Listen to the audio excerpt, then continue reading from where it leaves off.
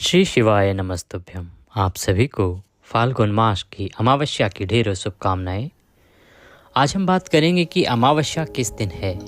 अमावस्या का व्रत जो है वो किया जाता है, तो माताएं बहनें अमावस्या का व्रत किस दिन करेंगी, दान पुण्य का कार्य जो होता है वो किस दिन करेंगी, और अमावस्या पर विशेष रूप से पितरों का तर्पण किया जाता है, श्राद्ध कर्म किया जाता है, वो आपको किस समय किस दिन करना है, किस विधि से करना है, व्रत की विधि क्या रहेगी। क्योंकि अमावस्या व्रत की जो विधि है ना, वो सभी को ज्ञात नहीं होती है। उसकी विधि बताएंगे, पूजा किस समय किस प्रकार से करनी है यह भी बताएंगे। इस दिन माता लक्ष्मी की प्राप्ति के लिए भी व्रत होता है, वह किस दिन किस प्रकार से किया जाएगा, और जो विशेष स्नान है वो किस प्रकार से आपको अमावस्या पर करना चाहिए, वो कौन से कार्य हैं जो अमावस्या के दिन आपको करने चाहिए और वो कौन से कार्य हैं जो नहीं करने चाहिए, अन्यथा आपको पाप लगता है। और एक उपाय बताएंगे अमावस्या के दिन, फिटकरी का उपाय, जिसे आप करते हैं तो आपके जीवन के सभी दुख दूर हो जाते हैं। आप जो भी कामना करते हुए उस उपाय को करते हैं वह कामना आपकी अवश्य पूरी होती है, ऐसी मान्यता है। तो यह उपाय भी आपको बताया जाएगा। आइए वीडियो आरंभ करते हैं। भगवान शंकर की कृपा से अपने जीवन के दुखों को दूर करने के लिए, संतान की लंबी आयु के लिए, आयु आरोग्यता के लिए कमेंट बॉक्स में अवश्य लिखें जय शिव शंकर या ओम नमः शिवाय। आप देख रहे हैं देवभूमि ज्योतिष संस्थान का प्रतिष्ठित यूट्यूब चैनल देवभूमि धार्मिक। यूँ तो अमावस्या प्रति माह आती है, परंतु फाल्गुन अमावस्या का अपना महत्व है। क्योंकि जो भी अमावस्याएं जिस माह में आती हैं उनका अपना विधान होता है, उनका अपना महत्व होता है। प्रमुख रूप से अमावस्या पितरों की तिथि मानी गई है, इसके देवता पितृ माने गए हैं। इसीलिए इस दिन पितृ तर्पण, पितरों के निमित्त दान और ब्राह्मण भोजन तथा पितृ पूजा बहुत आवश्यक बताई गई है। अमावस्या एक ऐसी तिथि है, यदि आप इस एक तिथि को संभाल लेते हैं तो आपका जीवन संभल जाता है। क्यों? क्योंकि देवताओं के लिए तो बाकी सभी 29 तिथियां आती हैं, परंतु पितरों के लिए केवल एक तिथि आती है। और देव स्वयं कहते हैं कि यदि पितृ प्रसन्न हैं तभी देव प्रसन्न हैं। यदि आपके पितृ प्रसन्न नहीं होते हैं तो देवता भी आपके दुखों का अंत नहीं कर सकते हैं। इसीलिए आपको अमावस्या तिथि का भरपूर लाभ लेना चाहिए। अपने पितरों को अवश्य ही मनाना चाहिए, तृप्त करना चाहिए, उनकी मुक्ति का उपाय करना चाहिए। आप जानते हैं कि यदि आपके पितृ प्रसन्न नहीं होंगे, अमावस्या के दिन आप उनका श्राद्ध कर्म तर्पण आदि नहीं करेंगे, उनकी तृप्ति नहीं होगी, तो किस प्रकार की समस्याएं आपके जीवन में आती हैं। आपके जीवन में आर्थिक संकट उत्पन्न हो जाता है, आपका रोजगार बंद हो जाता है, नौकरी के लिए भी भटकना पड़ता है। पितृदोष के कारण आपकी संतान उत्पत्ति रुक जाती है, परिवार बढ़ता नहीं है, परिवार का बढ़ना बंद हो जाता है। इतना महत्वपूर्ण होता है अमावस्या या पितरों की पूजा और पितरों की प्रसन्नता। यदि पितृ प्रसन्न ना हो तो आपके जीवन में उथल पुथल आ जाती है, घर में कलह कलेश रहता है, लड़ाई झगड़े होते हैं, तो उसका भी एक कारण पितृदोष या पितरों की नाराजगी और पितरों का तृप्त ना होना ही माना जाता है। तो आइए बताते हैं किस प्रकार से आपको पितरों की पूजा करनी चाहिए, क्या कार्य करने चाहिए, क्या नहीं करने चाहिए। अमावस्या के दिन आपको सूर्योदय से पहले उठना चाहिए। उठने के बाद स्नान आदि करके आपको सर्वप्रथम, यदि आप व्रत कर रहे हैं तो भगवान शंकर, माता पार्वती और गणेश जी का पूजन करना चाहिए। विधि बताएंगे, संकल्प करना चाहिए, उसकी विधि बताएंगे। पितरों का तर्पण किस प्रकार से करना चाहिए उसकी विधि बताएंगे, और पितृ पूजा कैसे करनी है उसकी विधि बताएंगे। आरंभ करते हैं कि किस प्रकार से आपको व्रत इस दिन करना है।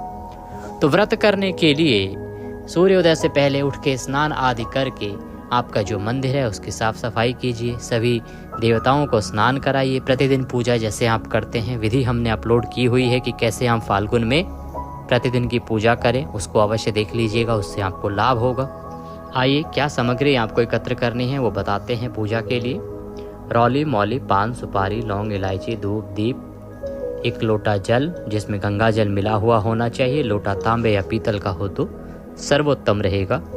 यह सामग्री चाहिए व्रत की पूजा के लिए। और तर्पण के कार्य के लिए थोड़ा सा कच्चा दूध जिसको आप जल में मिला लेंगे, गंगाजल चाहिएगा, काले तिलों की आवश्यकता होगी, कुशा आपके पास मिल जाए तो सर्वोत्तम रहेगा। और ये सारी सामग्री, साथ में पुष्प, सफ़ेद पुष्प लीजिएगा, सफ़ेद पुष्प के साथ चावल अक्षत भी ले लीजिएगा। ये सारी सामग्री एकत्र कर लीजिएगा। अब हम पूजन आरंभ करेंगे। तो पूजा के लिए जिस स्थान पर आप पूजन करना चाहते हैं उस स्थान पर बैठ जाएं। भगवान की स्थापना करेंगे।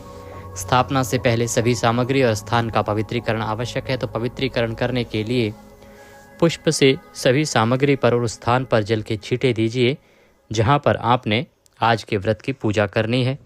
जल से छींटे देंगे। जो लोटे में जल लिया है आपने, जिसमें गंगाजल मिला हुआ है, उसमें पुष्प डालिए और पुष्प से सभी जगह जल छींटे मार दीजिए, छिड़क दीजिए। ओम पवित्र अपवित्रं सर्वांग वस्तांगतो विवाम्य स्मृत पुंडरीकाक्षं सवयंतरः शुचि। ओम। शुद्धिकरण के बाद भगवान की स्थापना करनी है। भगवान की तस्वीर को लीजिए। तस्वीर को रखने से पहले उन्हें आसन दीजिए। आसन के रूप में थोड़े अक्षत या पुष्प वहाँ पर रखिए और उसके ऊपर भगवान की तस्वीर को स्थापित कर दीजिए। अब भगवान का पूजन आरंभ करेंगे। सबसे पहले व्रत का संकल्प किया जाता है। व्रत का संकल्प करने के लिए सीधे हाथ में जल लीजिए। 1 रुपये का सिक्का दक्षिणा के रूप में कम से कम रखिए। 3 बार बोलिए ओम श्री विष्णु श्री विष्णु श्री विष्णु। अपना नाम, अपना गोत्र, जिस स्थान पर बैठकर संकल्प कर रहे हैं वहाँ का मकान नंबर, क्षेत्र का नाम, शहर का नाम, फाल्गुन मासे अमावस्यायाम पुण्यतिथियो आयु आरोग्यता प्राप्त्यार्थाय धन संपत्ति प्राप्त्यार्थाय पितृकर्म निमित्तार्थाय अमावस्या व्रत पूजनम संकल्पम संकरिष्ये। बोले सौ श्री विष्णु शरणौ शरणम प्रपद्ये। और वह संकल्प छोड़ दीजिए, भगवान के चरणों में संकल्प को अर्पित कर दीजिए। इस प्रकार से आपने संकल्प किया है। अब हम पूजन करेंगे। पूजन करने के लिए भगवान को पद्य, अर्घ, आचमनी अर्पित किया जाएगा। सबसे पहले भगवान को पद्य के रूप में जल अर्पित कीजिए, या तो आचमनी ले लीजिए, कोई छोटा चम्मच ले लीजिए, उससे भगवान को जल अर्पित करते जाइए। ओम पद्यम समर्पयामि, जल अर्पित कीजिए। ओम अर्घ्यम समर्पयामि, चम्मच से जल लीजिए, अर्पित कीजिए। ओम जलाचमनिम समर्पयामि, पुनः जल लीजिए और अर्पित कीजिए। जल कैसे अर्पित कर रहे हैं आप? भगवान की तस्वीर यदि है तो उसके सामने कोई पात्र रख लीजिए, कोई कटोरी आदि रख लीजिए, उसमें आप यह जल छोड़िए जिससे कि यह पृथ्वी पर इधर उधर पैरों में ना पड़े। अब भगवान को स्नान कराएंगे। ओम स्नानम स्नानते। स्नान कराने के लिए पुष्प से भगवान की तस्वीर है तो तस्वीर पर छींटे दीजिए, और यदि प्रतिमा है तो प्रतिमा पर जल के छींटे दीजिए। साफ वस्त्र से पोंछ दीजिए। भगवान को तिलक कीजिए। तिलक करके अक्षत लगाइए। अक्षत लगा के पुष्प अर्पित कीजिए। माला है तो माला पहनाइए। धूप दिखाइए, दीप दिखाइए, धूप जलाइए। जब आप संकल्प करेंगे ना, व्रत का जब संकल्प करेंगे तो आप धूप और दीप दोनों को प्रज्वलित कर लीजिएगा। तो धूप दिखाइए भगवान को और दीप दिखाइए भगवान को। अब आप नैवेद्य अर्पित करेंगे। नैवेद्य के रूप में जो भी कुछ आपके पास हो, भोग लगाने के लिए मिठाई हो तो मिठाई अर्पित कीजिए, फल हो तो फल अर्पित कीजिए, अन्यथा आप मिश्री भी अर्पित कर सकते हैं नैवेद्य के रूप में। नैवेद्य अर्पित करके आप जलाचमनी कराएंगे पुनः भगवान को, और जलाचमनी करा के ताम्बूलम पोंगी फलम, ताम्बूल अर्पित करेंगे। ताम्बूल क्या होगा?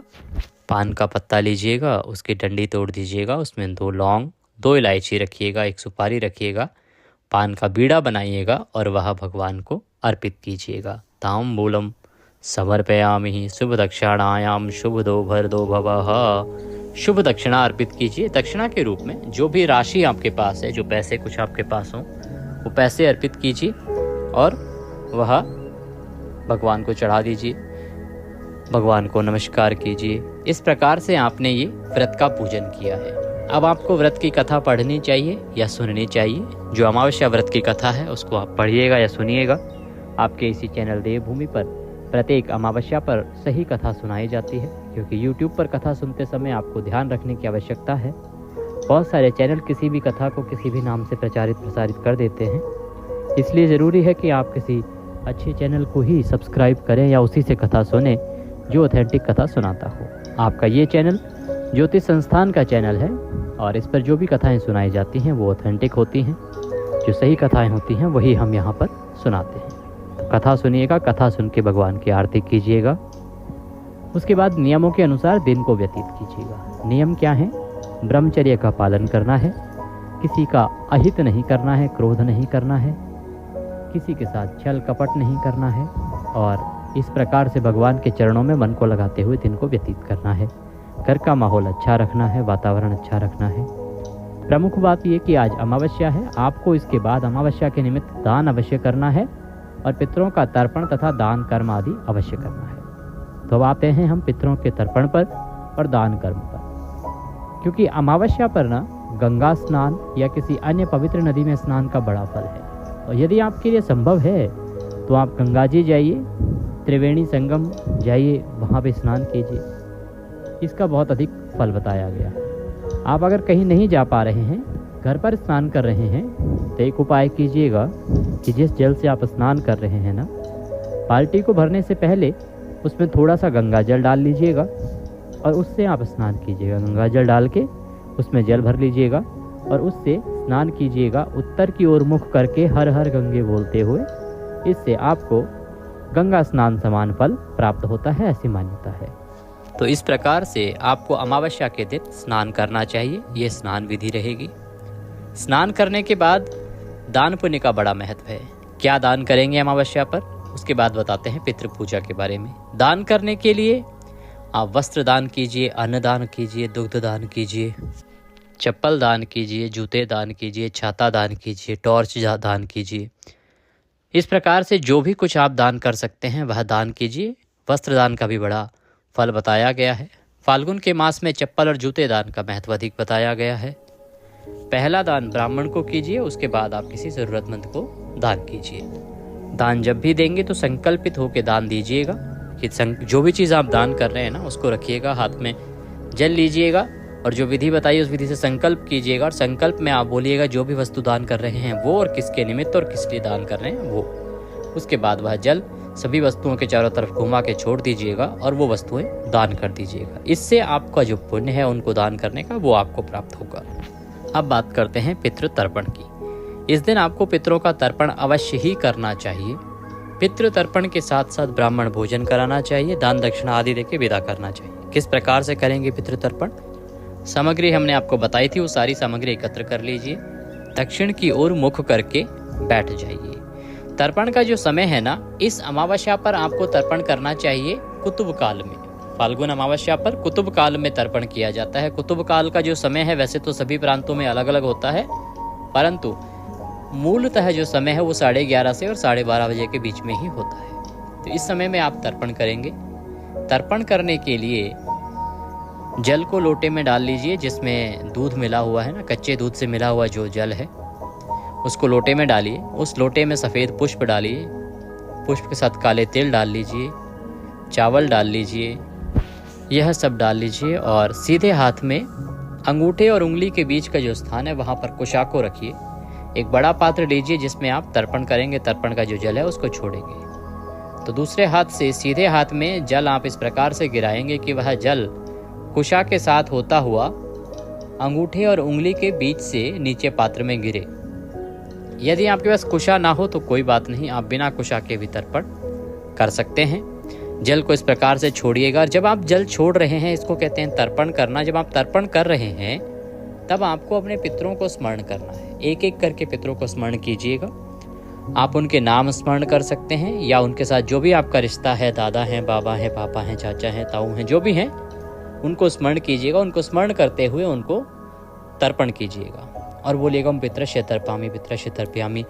उनको याद करते हुए यह जल छोड़ते जाइएगा कि आप यह जल उनको अर्पित कर रहे हैं, वो आए और इस जल को स्वीकार करें। इस भाव से आपने तर्पण करना है। जल पूर्ण करने के बाद यदि कुशा से आपने तर्पण किया है तो कुशा में गांठ लगाइएगा और उसी जल में छोड़ दीजिएगा। ये जो जल है, ये जल आपने पीपल पर अर्पित करना है। यदि कहीं पीपल ना हो, बहुत से ऐसे प्रांत हैं, हमारे जो सब्सक्राइबर्स हैं बहुत सारे देश दुनिया में हैं, बाहर के देशों में हैं, बहुत सारी जगहों पर ऐसे पीपल के वृक्ष नहीं मिलते। उस अवस्था में आप किसी भी वृक्ष के जड़ों में इसको छोड़ दीजिए, पर यह ध्यान रखिएगा कि ऐसे स्थान पर छोड़िए जहाँ पर किसी का पैर ना पड़े। तो इस विधि से आप तर्पण करेंगे। तर्पण करने के बाद अब आपको ब्राह्मण को भोजन कराना चाहिए। खीर पूड़ी हलवे आदि से ब्राह्मण को भोजन कराइए। भोजन करा के दान दक्षिणा दीजिए और उसके बाद उनको विदा कीजिए। ब्राह्मण को भोजन नहीं करा सकते हैं तो आपको दान अवश्य करना चाहिए। दान करने के लिए आप थोड़ा सा आटा ले लीजिए, आटा लेके और आलू आदि कोई सब्जी का सामान ले लीजिए, चीनी रख लीजिए, घी रख सकते हैं तो घी रख लीजिए, नमक रख सकते हैं नमक रख लीजिए, और ये सारा सामान कच्चा ही आप किसी मंदिर में दान दे आइए, किसी ब्राह्मण को दान दे दीजिए। ये पितरों के निमित्त आपका दान होगा। यदि ये नहीं कर सकते हैं तो दूध का पैकेट लीजिए, केले या बिस्किट नमकीन आदि लीजिए, उसके साथ रखिए, दक्षिणा रखिए और वह अपने पितरों के निमित्त ब्राह्मण को दान दे दीजिए। ये भी नहीं कर सकते हैं तो केवल रस्क आदि और बिस्किट आदि लीजिए, वो दक्षिणा रख के ब्राह्मण को दान दे दीजिए अपने पितरों के निमित्त। पर आपको अपने पितरों के निमित्त अमावस्या के दिन दान अवश्य करना चाहिए और संकल्पित होकर करना चाहिए। अर्थात जो भी चीज़ दान कर रहे हैं, आप अगर कुछ भी ना बोल पाए ना, तो वो सामग्री जो भी आप दान कर रहे हैं उसको रखिएगा एक स्थान पर, शुद्ध स्थान, पवित्र स्थान पर रखिए। रख के अपने सीधे हाथ में जल लीजिए, पितरों को स्मरण कीजिए कि हे पितृदेवों, ये हम आपके निमित्त दान कर रहे हैं, इसे आप स्वीकार करें। और वह जल चारों तरफ उसके घुमा के और छोड़ दीजिएगा हाथ से, और उसके बाद वो किसी भी ब्राह्मण को दान दे दीजिएगा। तो जो भी आप दान करें अमावस्या के दिन, इस प्रकार से संकल्पित होके ही करें, संकल्प अवश्य करें। जल से हाथ ऐसे घुमा के छोड़ दें, उसके बाद ही वह दान करें। इसका विशेष ध्यान रखिएगा जिससे कि वह पितरों को ही लगे। क्योंकि ऐसी मान्यता है कि जब पितृ तृप्त होंगे, संतुष्ट होंगे, तो वो आशीर्वाद देंगे, और उनके आशीर्वाद से ही आपके जीवन में अच्छा या बुरा होता है। तो उनको प्रसन्न रखना बहुत आवश्यक है। देव पूजा सभी करते हैं, परंतु पितृ पूजा बहुत आवश्यक है। इसीलिए आपने अवश्य ही पितरों के निमित्त यह तर्पण कार्य, दान कार्य अमावस्या के दिन करना चाहिए। अब बात आती है कि वो कौन से कार्य हैं जो नहीं करने हैं। फिर बताएंगे आपको फिटकरी का उपाय। इस दिन आपको किसी भी पेड़ पौधे आदि से पत्ते नहीं तोड़ने चाहिए। ना तुलसी माता से, ना किसी अन्य वृक्ष से, ना किसी अन्य पौधे से, ना फूल तोड़ेंगे, ना पत्ते तोड़ेंगे। आपको नहीं छूना चाहिए, नहीं तोड़ना चाहिए। ये घोर पाप लगाता है। दूसरा, अमावस्या के दिन आपको किसी दूसरे के घर नहीं खाना चाहिए। दूसरे के घर कुछ भी नहीं खाना चाहिए। क्यों नहीं खाना चाहिए?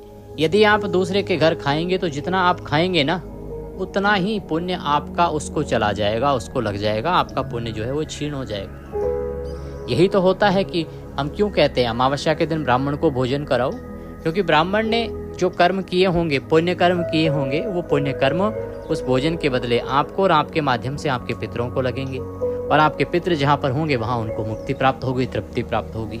इसीलिए अमावस्या के दिन दान पुण्य का विशेष महत्व बताया गया है। अब यदि आप किसी के खाते भी हैं, मान लीजिए कहीं आप भंडारा खा रहे हैं, तो वहाँ पर कुछ ना कुछ राशि दान अवश्य कीजिए। अब बात आती है जी, हम तो अपने किसी रिश्तेदार के यहाँ पे हैं, कभी मान लीजिए आप भाई के घर गए हैं, माता पिता के हैं, या बहनों के घर गए हैं, ससुराल गए हैं, तो कैसे रहेगा? कुछ रिश्ते ऐसे हैं जिन पर यदि आप खाते हैं तो वहाँ खाने की मनाही नहीं है, वहाँ पर आपके पुण्यों का ट्रांसफ़र नहीं होता है। जैसे यदि आप अपने भाइयों के घर खाते हैं तो वह आपका रिश्ता है, वहाँ पे आप खा सकते हैं, वहाँ आपके पुण्य क्षीण नहीं होते हैं। यदि बहनों के घर जाके खाते हैं, वहाँ भी नहीं होगा। आप ससुराल जाते हैं, वहाँ पर यदि भोजन ग्रहण करते हैं तो वो आपका अधिकार है वहाँ पर भोजन ग्रहण करना, इसीलिए वहाँ पर भी पुण्य क्षीण नहीं होगा। मामा नाना के अगर जाते हैं तो वहाँ भी आप खा सकते हैं, वहाँ भी आपका पुण्य क्षीण नहीं होगा। परंतु इसके अतिरिक्त यदि आप कहीं और खाते हैं तो वह आपके पुण्यों को क्षीण करता है, इसीलिए आपको नहीं खाना चाहिए। ये वो कार्य हैं जो आपको अमावस्या के दिन नहीं करने चाहिए। इस दिन आपको ब्रह्मचर्य का पालन अवश्य रूप से करना चाहिए। शाकाहारी आहार ग्रहण करना चाहिए। मांस, मदिरा तथा मांसाहार से इस दिन आपको बचना चाहिए, पूर्ण रूप से बचना चाहिए। यह पितरों का दिन है, इस दिन आपको शुद्धता का विशेष रूप से ध्यान रखना चाहिए। अब आपको फिटकरी का एक उपाय बताते हैं, उसके बाद आपको बताते हैं कि किस दिन है अमावस्या। फिटकरी का यह उपाय आपके आर्थिक समस्या को दूर करता है। यदि आपके सर पे बहुत अधिक कर्जा है तो आप क्या कीजिएगा कि अमावस्या के दिन फिटकरी और सिंदूर को एक पान के पत्ते में बांध लीजिएगा और इसे पीपल के पेड़ के नीचे गड्ढा खोद के उसमें दबा दीजिएगा। ये कार्य आपको शाम को करना है। इससे आपका जो कर्ज है वह शीघ्र ही समाप्त हो जाएगा, उतर जाएगा। इसके अलावा फाल्गुन मास की अमावस्या के दिन पानी में फिटकरी डालकर स्नान करें। यदि आप ऐसा करते हैं तो माना जाता है कि इस उपाय को करने से नकारात्मक जो ऊर्जा है उससे छुटकारा मिलेगा, सकारात्मक ऊर्जा का प्रवाह आपके अंदर होगा, आपके घर में होगा। साथ ही रुके हुए जो काम है वो जल्द ही पूरे होंगे। इस प्रकार आपकी समस्याएं दूर होंगी। एक और उपाय बताते हैं जो बहुत ही महत्वपूर्ण है। घर में उत्पन्न नकारात्मक ऊर्जा को दूर करने के लिए फाल्गुन मास की अमावस्या की रात्रि को फिटकरी का एक छोटा सा टुकड़ा हाथ में लेकर उसे पूरे घर में घुमाइए। इसके बाद इसे लाल कपड़े में बांधकर घर के मुख्य द्वार पर बांध दें। इस उपाय को करने से नकारात्मक ऊर्जा का नाश होता है और घर में सकारात्मक ऊर्जा का आगमन होता है। ये उपाय आप करके देखिएगा, आपको लाभ मिलेगा। बात करते हैं कि कब है अमावस्या, किस दिन किया जाएगा दान पुण्य का कार्य। फाल्गुन अमावस्या आरंभ हो रही है 27 फरवरी को सुबह 8:54 पर और ये समाप्त होगी 28 फरवरी को सुबह 6:14 पर। अब दोनों ही दिन में तिथि जो है वो सूर्य के मुख से नहीं है। 27 को सूर्योदय के बाद अर्थात 8:54 पर आ रही है, वहीं 28 तारीख को यह सूर्योदय होने से पहले ही समाप्त हो जा रही है। इसीलिए अमावस्या जो है 27 फरवरी को मनाई जाएगी। 27 को ही व्रत कीजिए, 27 को पूजन कीजिए, दान पुण्य आदि का कार्य कीजिए। ये थी फाल्गुन अमावस्या से संबंधित जानकारी। वीडियो थोड़ा सा भी उपयोगी लगे तो कृपया एक बार लाइक अवश्य कर दीजिएगा। चैनल पर नए हैं तो सब्सक्राइब कर लीजिएगा। मनोकामना पूर्ति के लिए कमेंट बॉक्स में अवश्य लिखिए जय शिव शंकर या ओम नमः शिवाय। भगवान शंकर सब पर कृपा करें। जय शिव शंकर।